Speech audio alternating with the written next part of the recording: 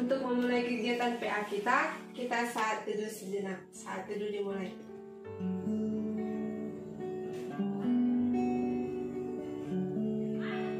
Amin. Saat teduh selesai.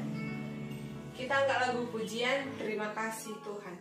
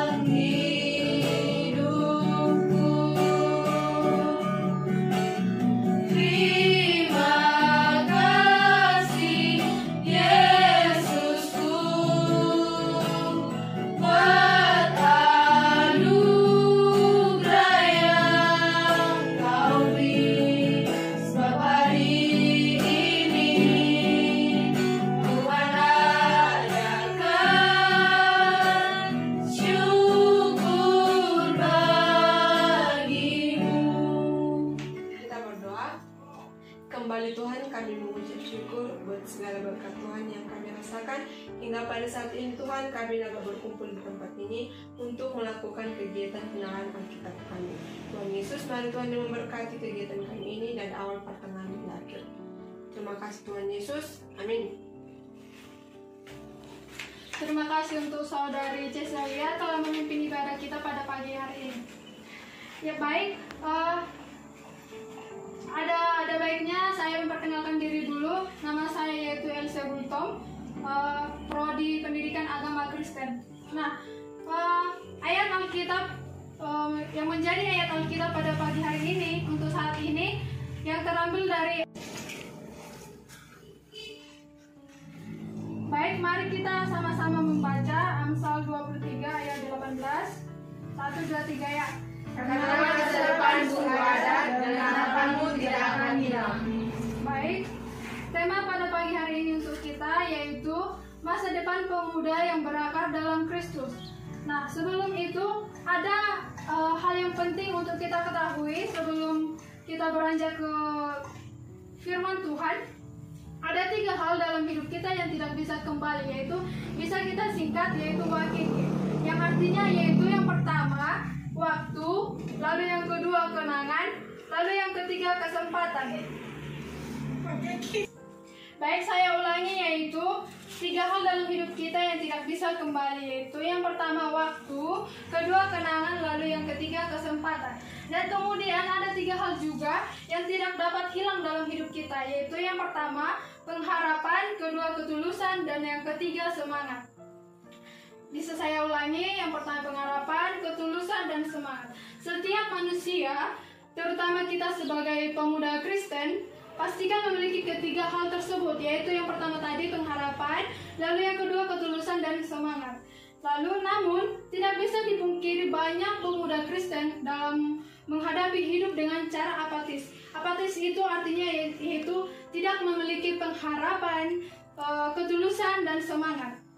Bahkan pola pikirnya pun sudah jauh berbeda dari kebenaran firman Tuhan. Setiap pemuda Kristen yang tidak menyadari akan panggilannya. Terkadang kita pemuda Kristen yang menjadi penyebab atau sumber masalah, bukan pemecah masalah atau pemberi solusi masalah. Malah kita pemuda Kristen saat ini sering terlibat dalam praktek, contohnya tawuran, mabuk-mabukan, dan lain sebagainya. Nah, contoh yang tadi menunjukkan suatu kondisi kerohanian yang dangkal dan tidak berakar dalam Kristus. Sesuai dengan judul kita tadi, masa depan pemuda yang berakar dalam Kristus. Baik, kita lanjut. Nah, kita yang hadir pada saat ini sebagai pemuda-pemudi Kristen marilah kita sambut masa depan ini dengan penuh pengharapan, ketulusan, dan semangat. Karena Tuhan Yesus sudah mempersiapkan rencana-rencana yang terbaik buat masa depan kita. Bisa kita lihat dalam kitab Yeremia 29 ayat 11. Mari kita buka kitab kita Yeremia 29 ayat 11.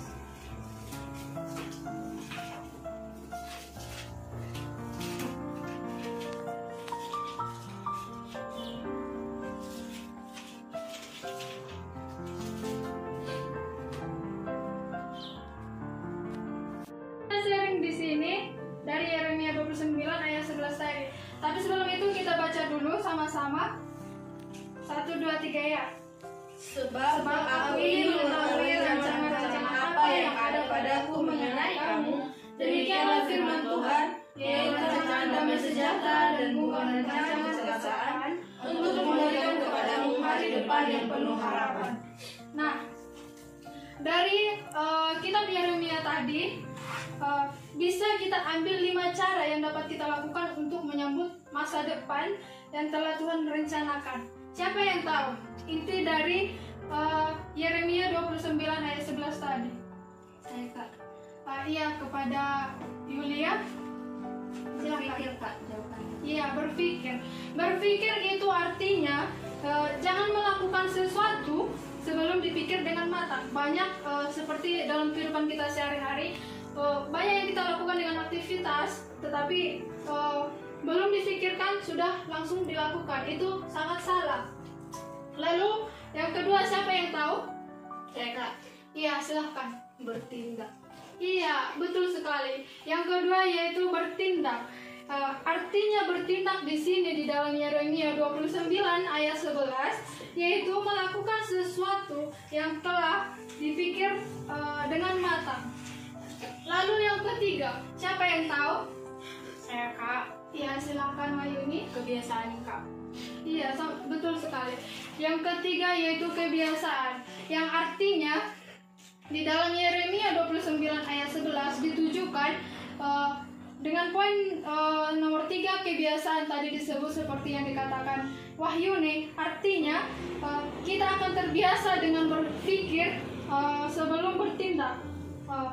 Saya ulangi, kebiasaan artinya kita akan terbiasa dengan berpikir lalu bertindak.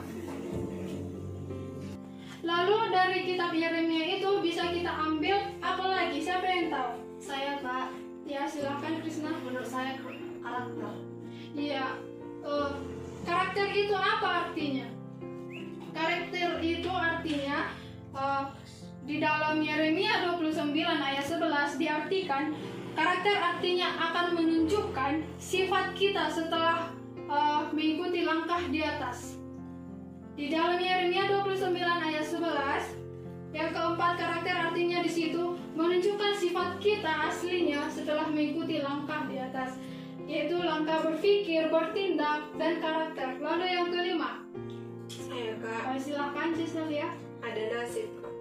Nah, dari Yeremia 29 ayat 11 kita sudah tahu tadi. Yang pertama dapat kita ambil poinnya, berpikir, bertindak, kebiasaan, dan karakter. Lalu siapa yang tahu apa arti dari nasib ini?